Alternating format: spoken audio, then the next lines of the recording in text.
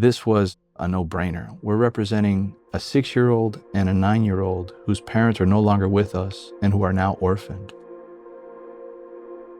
Mom and Dad, kind of the fulfillment of the American dream, had just bought a home up the coast and dropped the small children off at their aunt's house because they were going to then go home, load up their vehicles to begin the trek up I-95.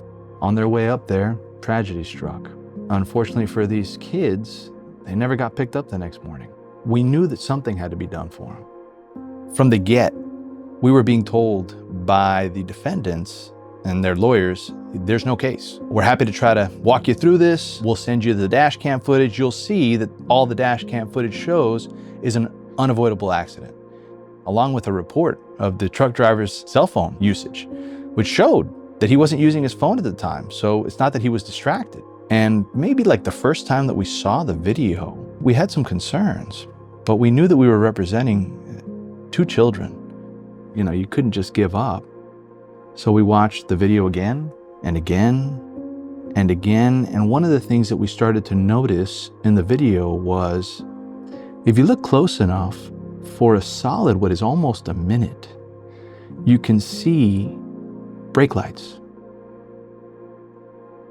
Truck drivers are taught to expect the unexpected. That's not what this guy did. We always suspected that there was some kind of distraction. Our experts truly benefit from the ability of seeing with their own eyes what certain views there may have been for the truck driver while he was driving down that road. So we go out and buy an exemplar truck, one that's the same year, make, and model as the one involved in our case.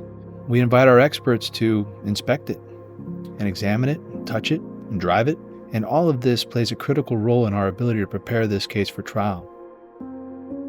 But like I mentioned early on, they sent us this cell phone report showing that he wasn't actively texting or speaking to anybody at the time of the crash. The report that was provided to us was an advanced logical extract of the phone. Advanced logical extract is just another word for not good enough.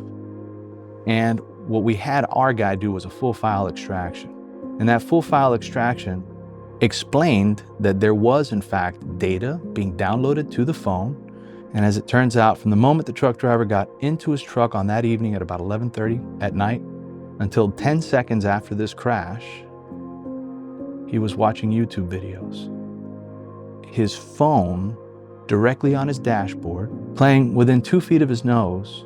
That's why this truck driver couldn't stop his truck or slow down to avoid crashing into these people. It's not that he couldn't stop it. It's that he didn't because he didn't know he needed to, because he wasn't watching the road. He wasn't watching the brake lights shining up ahead for a solid 45 seconds. His truck was just on cruise control and he was watching TV. And as a result, he killed 4 people. The parents of my orphaned clients and a mother and a 7-year-old who were traveling in a different vehicle. We needed to do justice for them. We had done a very good job of outlining the liability here on behalf of the trucking company and the truck driver. You know, then it was just a matter of making the insurance companies understand the true value of a case involving 2 orphan children who don't longer have parents, who are living with an aunt who can barely make ends meet for her and her own kids. When we were working through what numbers might make sense, the clients hit the buzzer at $22 million.